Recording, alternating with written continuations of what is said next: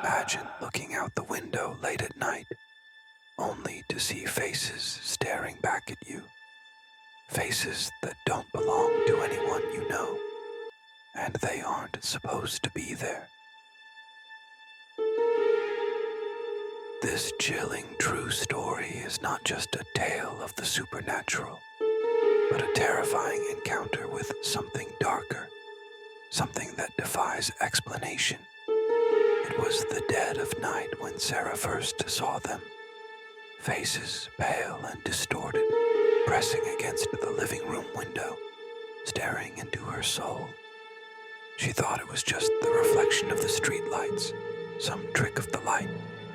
But when she turned off the lamp, the faces didn't vanish. They stayed, silent and unblinking.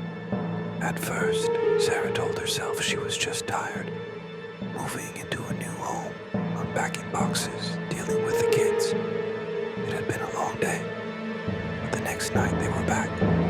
This time, there were more faces.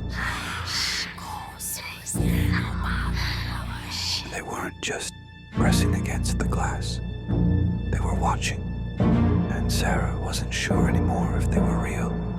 She woke Tom, her husband, who grumbled and said it was nothing, just some weird reflection.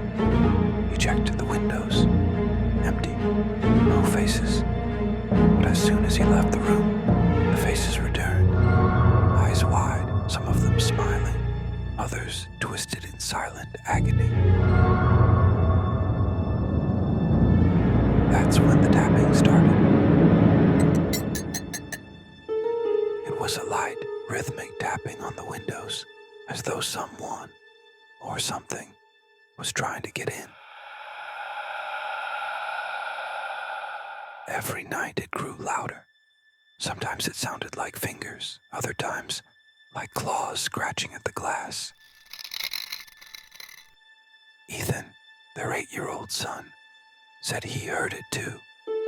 Lily, their 5-year-old, would wake up crying, claiming that the people in the windows were talking to her. "I don't want to go near the windows, Mom," Ethan said one evening, his voice trembling. "They're not like normal people. They're different." By then, Sarah was terrified, but it wasn't until she found out the house's dark history that everything began to make sense. The house, it turned out, had been built on land where a grisly murder had taken place decades earlier. Samuel Carrington, the original owner, had been a reclusive man with a disturbing reputation. His wife and children were found dead in the house, but Samuel was never found. Some said he had made a deal with dark forces and that he had opened a doorway to something evil that refused to close. One night, driven by a mixture of fear and desperation, Sarah decided to confront the faces. She sat in front of the living room window, staring out into the darkness. The faces appeared as they always did, but this time they didn't fade. They got closer, so close that the glass fogged up with their breath.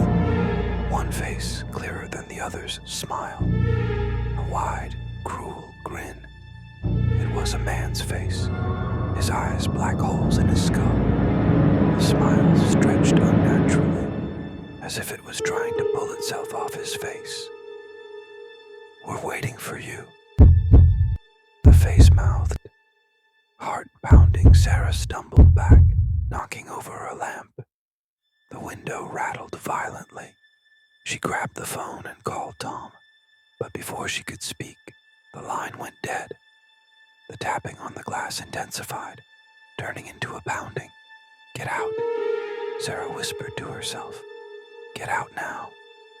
The next morning, they didn't even pack their things. They fled, leaving behind everything they had worked for.